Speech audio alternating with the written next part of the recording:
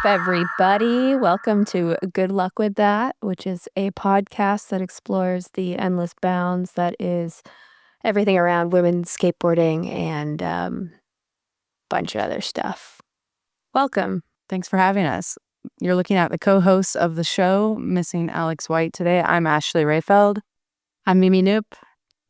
And I'm Nora Vasconcelos.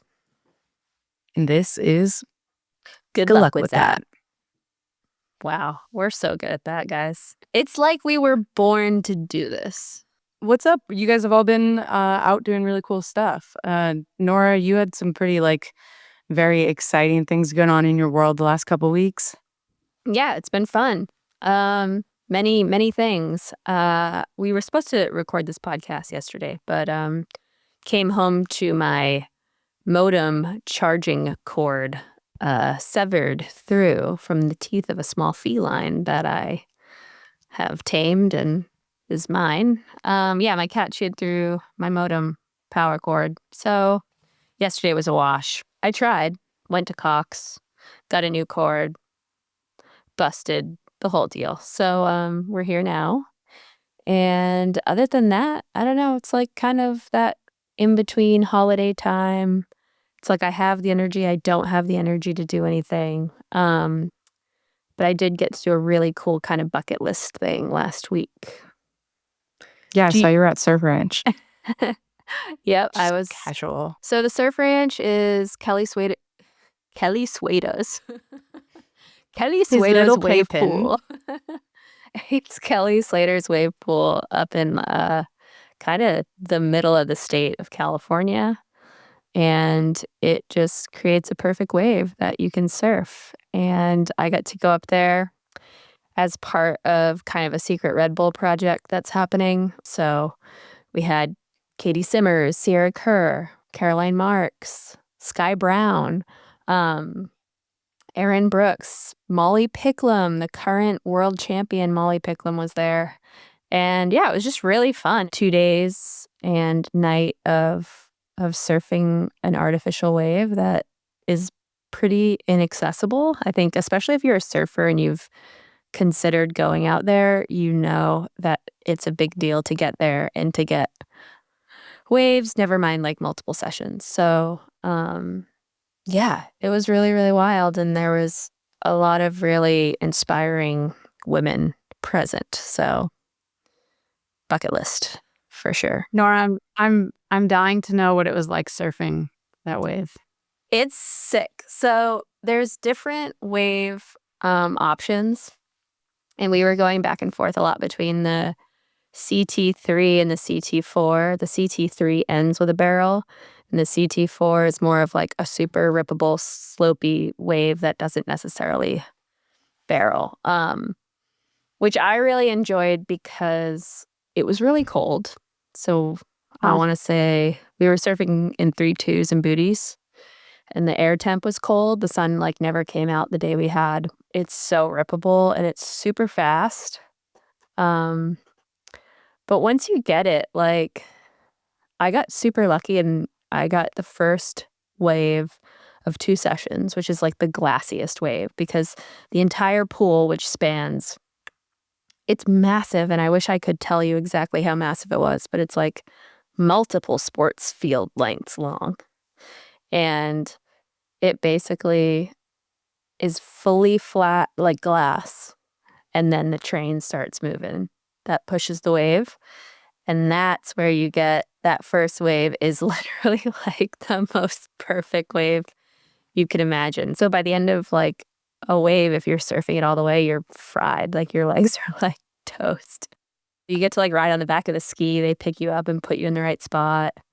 You can poach waves from people. You know where to sit. So if somebody falls, you paddle, you get into a wave.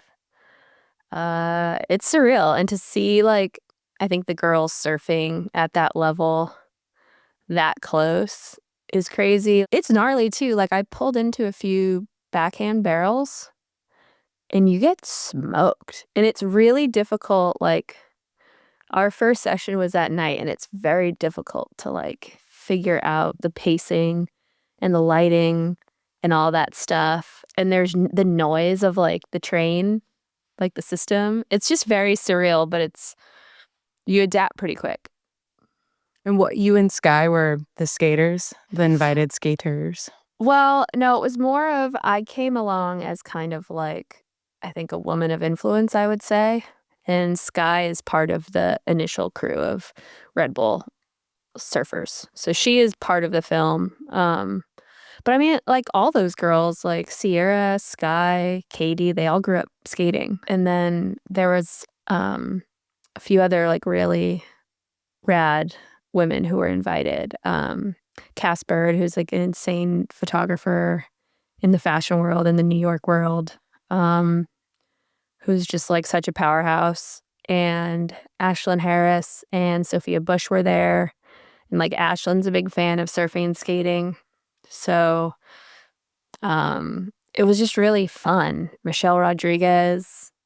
And to see like the banter of Michelle talking about Blue Crush, which is like such a monumental film. So for you out in the ethers, Blue Crush is, I mean, Tell us, Nora. it changed my life. And I'm like a little kid from Massachusetts. Like Blue Crush was about this woman who's a surfer from Oahu on the North Shore.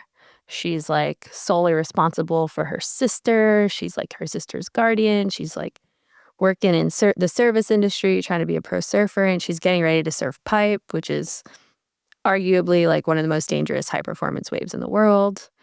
And basically her character, just it's like the trials and tribulations. But it was like a very empowering film, I thought.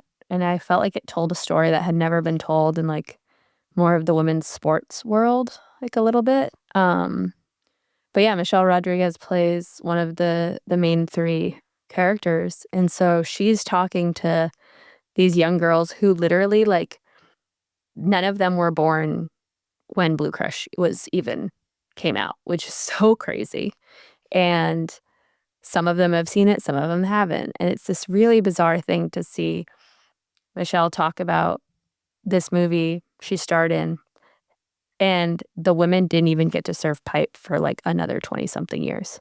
Like pipeline didn't even become an event for the women in real life for years and years, like for 2 decades. What did Katie say when she won pipe or surfed it? Wait, walk us through for the listeners and why Katie Simmers had such a like breakout moment last year. Basically, like the women were brought back to pipe in the weirdest way. There was a shark attack at Honolulu Bay that like unfortunately like claimed the life of this guy on Maui, and they were halfway through running an event, and then they took everybody, flew them to Oahu, and were like, we're gonna finish this event at pipe. This is like a handful of years ago. I think Tyler Wright won, and I think it was like, oh, the girls are totally capable of this. And then once they opened that door, it was like, hello. I mean, between that heat, those couple of heats that were like Betty Lou, Sakura Johnson, Katie Simmers, and Molly Picklum a couple years ago, the scores were like off the chart. Like everybody was getting like 8.75s, 9s, 10s. Like it was so crazy, but it was like everyone's known that the girls are capable of this. So when Katie won, she immediately gets on the mic and she goes, pipelines for the fucking girls. And it was just so great because, I mean, between you and me and the rest of the world who's listening to this podcast, Katie's kind of the reason the WSL is even relevant. Like she is like so vital to what they have going on. And I think that the women are like low-key so much more authentic than the men. And I think they're just like way more diverse, and there's just so, I don't know. I think Katie especially though is so she's not doing any media training. She's not a puppet. Like she's very much herself, and she's like the baby goat. So yeah, we're all pretty lucky to be around while she's reigning. It's also awesome you've been able to be part of her life too, Nora, just as someone older. Like, it's great to have good role models. It's awesome that you guys have that friendship. And the first time I remember her really standing out was when she wore her jersey with your name on it. What was it for, like, International Women's Day one year? I can't remember what year Yeah, it that was was. wild. It was for International Women's Day, WSL. It was 2023, and they basically collaborated with, I think, every athlete. So all the men, all the women surfers had to rep the name of a female who, like, empowered them, which was really cool. I believe there was some guy who wore Poppy Star's name, an Australian guy. I can't remember who he was, but that was really cool. But yeah, Katie wore Vasconcelos on her jersey, and it was her first year on tour, and she's probably like 17 at the time, and her first professional CT win, and it was in Portugal, which is pretty cool because my name is Portuguese, and she won in the motherland, and she won in a Vasconcelos jersey. So very crazy. Like, that was just super, super wild. But yeah, that was her rookie year, and feel very honored. I literally, like, have the jersey right here. I need to get, like, a frame for it, but, yeah, she's a spitfire. She's so funny and, like, a super old soul, but also just, like, is very cool and present, and she isn't trying to be somebody she's not, which is really refreshing. Okay, so what's the secret project? When do we get to I start don't seeing know. Like, trails of it? I honestly, like, don't even know what to say. Like, I don't know what I can say. I don't know what I can't say. It's basically a film. Let's just leave it at that. It's a creative project from the geniuses at Red Bull for surfing, and it's just gonna be sick.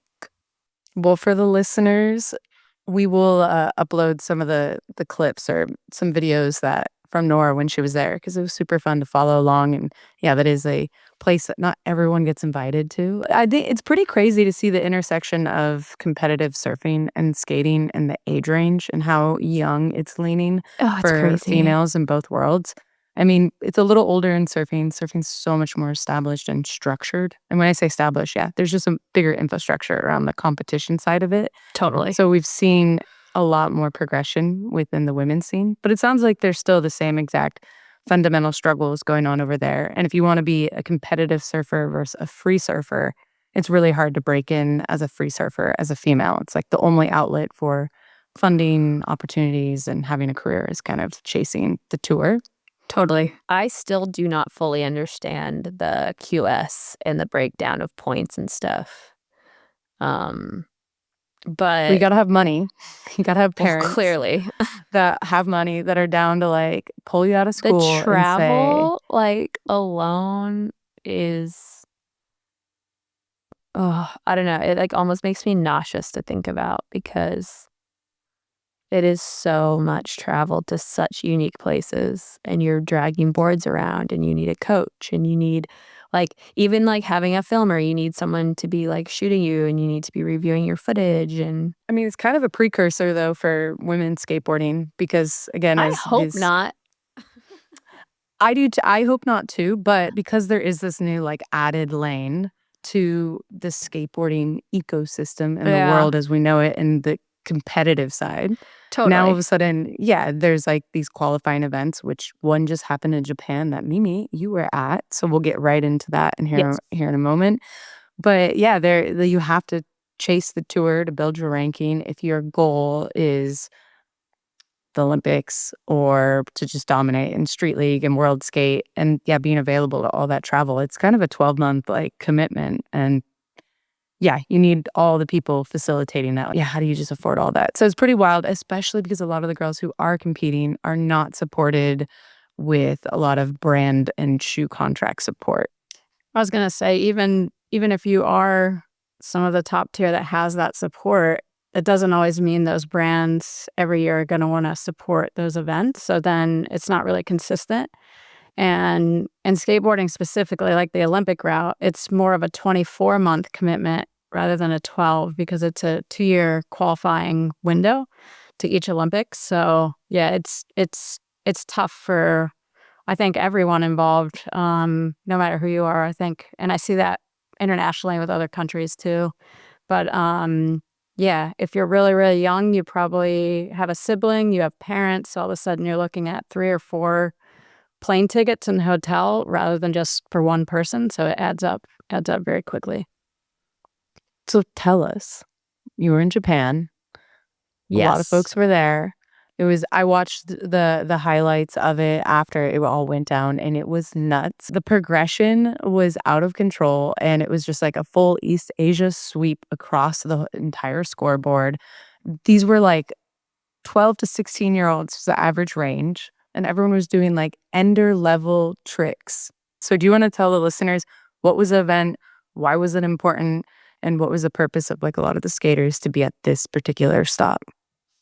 Yeah, so this was one of World Skate's tour stops for the 2025 season, and yeah, I believe it was the last stop for this year in Kitakyushu, Japan. It was a street event, and it actually will not count for qualifying into LA. That sort of time period won't start until 24 months before the LA Olympics, which will probably be about mid-year in 26. But this one was just, a continuation on their non-qualifying season tour. And I think in the terms of progression, this is what happens when the opportunity is there. And I think, if anything, the Olympics has helped bring that out for women globally, especially in other countries that maybe didn't have the support from a marketing budget to create careers. They're sort of very much contest skaters, and the progression is all about performance. And yeah, we're seeing crazy things that have never been done in runs and in trick attempts. So I think it was Japan sweeped the entire podium, but we saw some really interesting new talent come out of Korea and China as well. Totally. So yeah, I think it inspired everyone there, including all of us from the U.S. So it was really exciting to see just the level shoot up like that. Any other takeaways while you were there? There's things that people would do for like enders now, like filming wise, that are just like, you have to do this in your contest. I don't know. It's so like unfathomable to me, but it's also like these kids have started skating to do this, if that makes sense. Like, this is all they know. So for them, their inspiration is that. Where Totally. like for us, it was video parts and a certain trick at a certain bowl or spot. And yeah, it's very wild.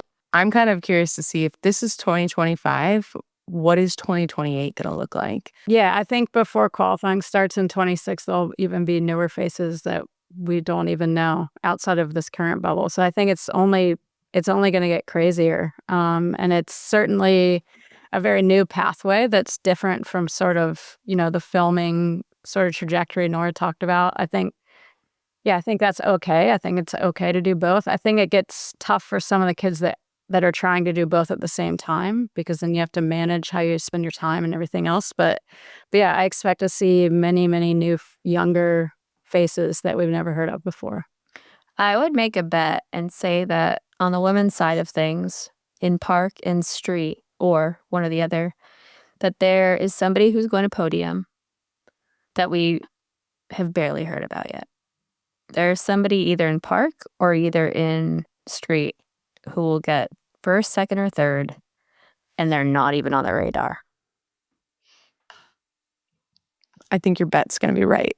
Stay tuned. We're going to be clocking this bet. Yeah. I also kind of want to know, like, at this level of athletic, like, acceleration for these young skaters, what does that mean for their career and the stamina of their career? Because the peak performance is going up so high at like such like not just one notch, it's going up like 5 notches at a time.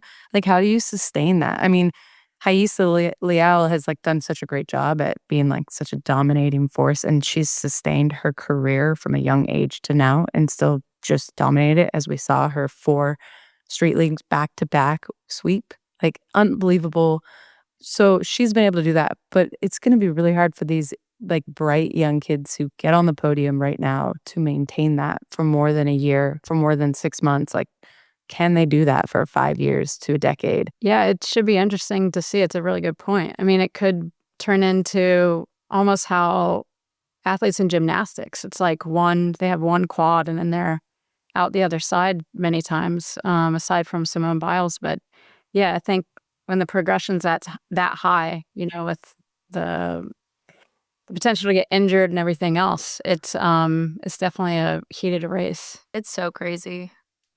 And I'm so happy to not be involved. Just gonna watch from my couch, do a little celebrations for all the people who do insane things that I can't wrap my dumb head around, and call it a day. Go do a pivot fakie somewhere. Well, right now, in your lane, Nora, Skater of the Year, 'tis the season. I was just gonna try to riff on the you fact wanna that talk about since you don't have Sodi? to yeah, You it was wanna a bad talk about Sodi. You wanna Yeah. talk about Sodi. Yeah. Po Pinson, Fabiana Delfino. You heard it here, folks. We had Fabiana a couple weeks ago. What did we say? Look at her now. contender. Contender. Skater of the Year. Gnarly. Yeah, I feel like every year they, drop the names and They do it's be such throwing a out some names. Is it gonna happen? No. no. We already know. But that's okay. It's like a It's all right. It's like we wanted to just acknowledge this so we don't get in trouble or called out anymore. So we'll throw these like courtesy names who obviously Po Pinson had such an amazing year, well-deserved, turned pro, represented her entire What country about at the Olympics. I was tripping on our little doggy Georgia Martin.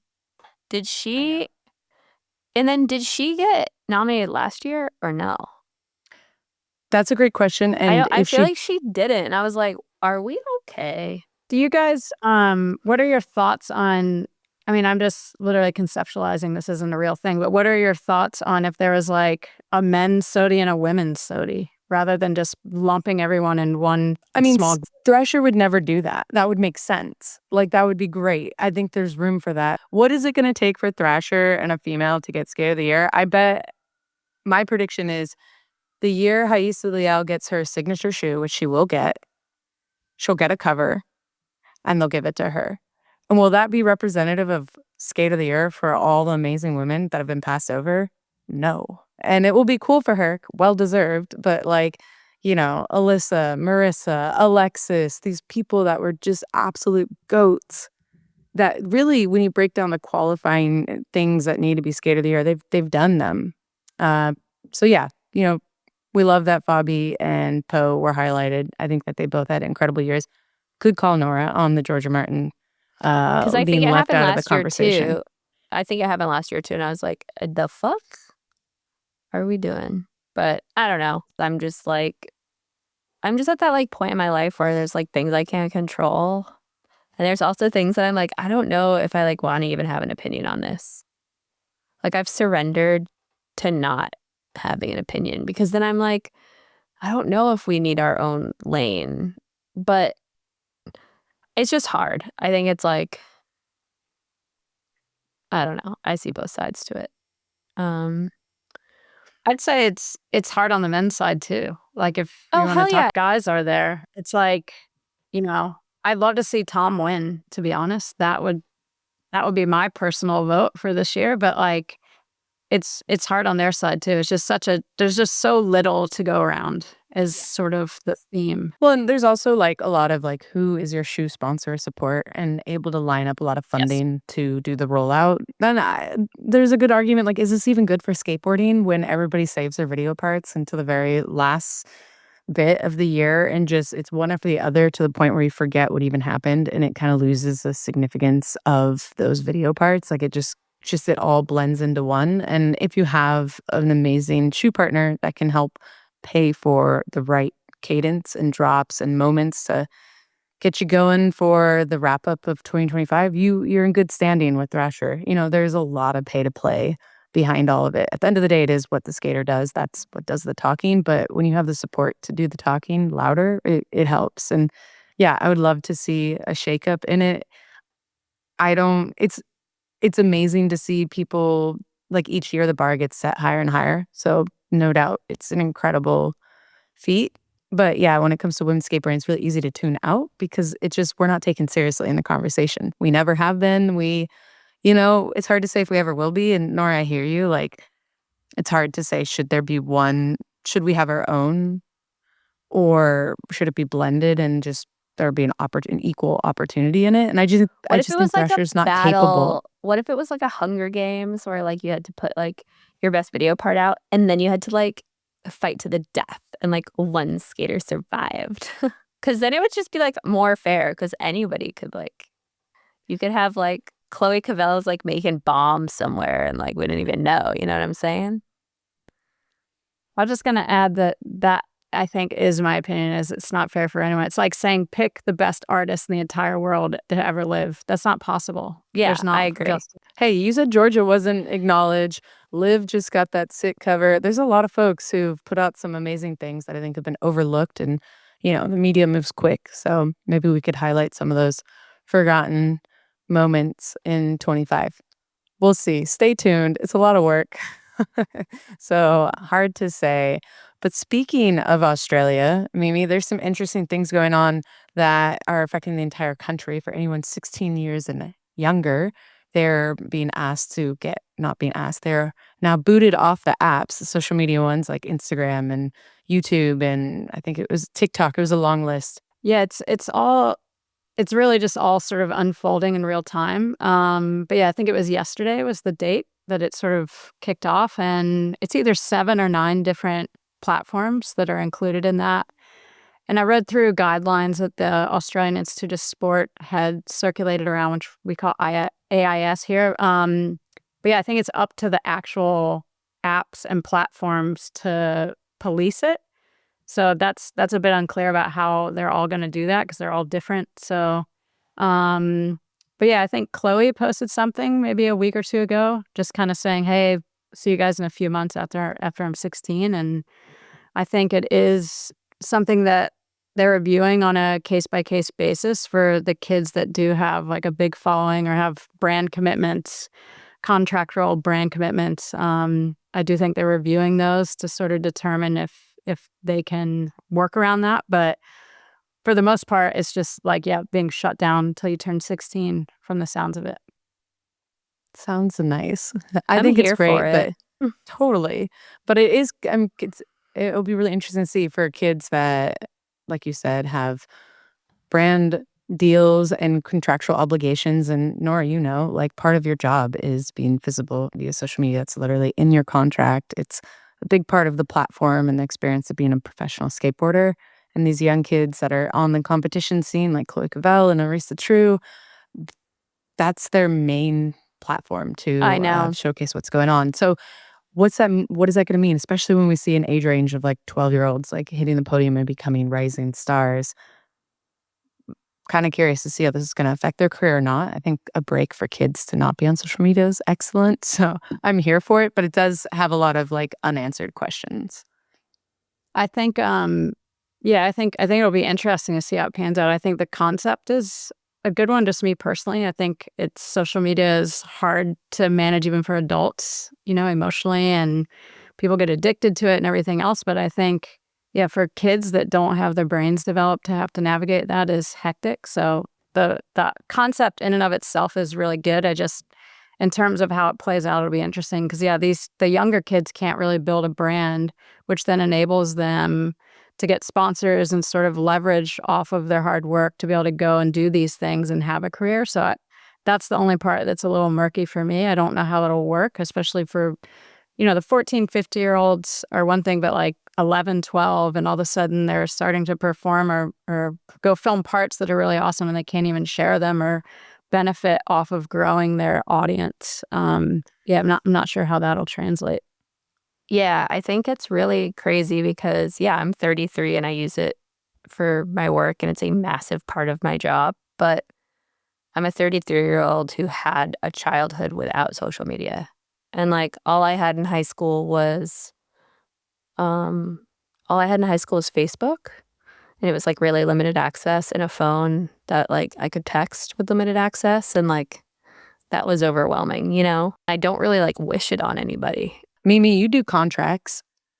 Like you see inside athletes' contracts, like part of the deal is the social media outlet and obligations for the deliverables. Like, how could this affect somebody's eligibility to get a better contract? To be honest, some deals that's all it is like, we're asking you to post this X amount of times for the next 12 months and it pays really well. And it's just a short-term, deal to promote a brand. So those ones are completely off the table. But yeah, if you look at something like a footwear contract or, apparel, it's definitely in there. It's linked to your video and your photos that you're sort of counted on to deliver over a period of time. And you're not going to just not talk about that on social media if you've gone and, worked on a film project or a video project and have clips. Like, part of getting hits on that is sharing it. So, to drive people to YouTube or wherever it lives. So it's going to be very interesting to see how kids navigate that. And I think there's other countries that want to follow suit. Yeah, there's a couple. I mean, America won't, unfortunately. No, that will be last. Last, yeah. It'd be amazing to see. And Nora, you've clearly called out, like, this shouldn't be the weight of a 16-year-old's obligations or 13-year-olds in the first place. And to even that last point that you answered, Mimi, like, maybe we should reevaluate, doing deals with people that young, and just, again, like, what that does to their development and their, like, childhood, essentially. I've been really excited to see the resurgence of Masugu's Instagram and seeing Masugu rip over in Japan, because I was worried about that kid for a minute. And now I I'm haven't like, seen oh, I haven't seen Masugu. I haven't seen anything on Instagram, but I heard that, she was back. yeah, Started she seems publicly happy. posting. She seems just being like, she's still a kid. She's still ripping. Seems like Nora, there's for a the bit more like listeners. personality, and like just seems wholesome and good. The reason that Masugu is so instrumental in women's skateboarding, specifically competitive skateboarding, is at the 2019 detour, Masugu came out of nowhere from Japan doing like face-high 540s in her run in park, and that had not been happening by anyone else at that time. So it was like the starting gun for progression. That's where it started, like, very clearly. I mean, we all had like goosebumps watching it. And Mhm.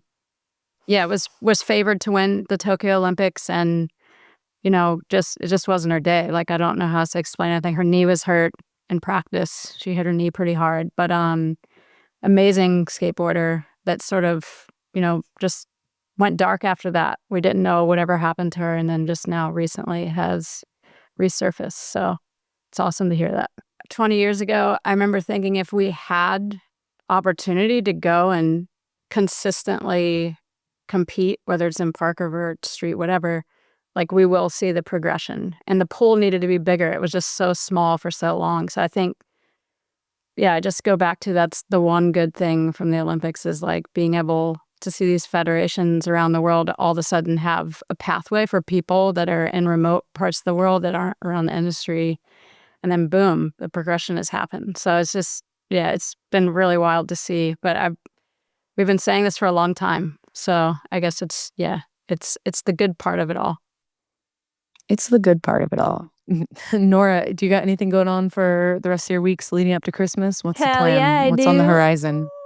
I am going up to LA this weekend, just doing some cute Adidas stuff, gonna roll around the skate parks, gonna eat some food, have some drinks, going home to the East Coast for the holidays, which I have not done in literally years, maybe a decade. So yeah, life's good. My boo, my brother, and I are all flying 3 seats next to each other back to Boston. And I gotta meet the fam. So, I'll give you guys more details as it unfolds. But I'm a little smitten over here. So I'm gonna just keep my mouth shut. Do you know what we're doing here in Tasmania for Christmas? No. We currently don't have a tree, and the ones that they sell here sell out really fast because you don't really have those types of trees here. So we basically have to, pretty much when we're done with this today, I have to go drive around and find like a Charlie Brown Christmas tree or branch to like chop down to then put up in the living room. That's great. It's very endearing. Should we get a little Santa hat for Annie? Maybe. Annie's been gone for a few days, so we'll see if she shows up for Christmas. Last year she was eating ribbons off the tree, so we'll see what she does this year. Do you think she's like on like a little like love bender? I think she's definitely out hopping around with boy wallabies somewhere on the hill or two behind our house, I'm pretty sure. Which Hell is yeah. great. That's what we want for her. We want her to have an Hell independent yeah. wild life. For our good luck with that, listeners. Just for those that have just joined us, Annie is you tell us, maybe who Annie is in your life.